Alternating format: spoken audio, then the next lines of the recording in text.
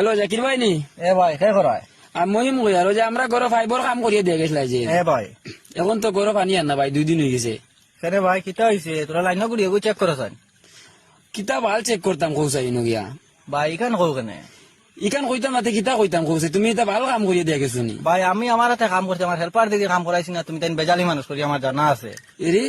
ভাই তোমার ফাইবর গুড়িত গিয়ালে আমার মাথা উঠা খারাপ হয়ে যায় আমি একবার বেহুশ হয়ে ফুড়িয়ে আসছি ফাইবর গুড়িত গিয়া। কেন ভাই অত একবারে বেয়াল কিতা করে দিলাম ভাই ইটা কাম আমার বাবার জগে তো যাচ্ছি না আমি 2-3 দিন গিয়া আসছি বুঝছো নি ফাইবর দ্বারো।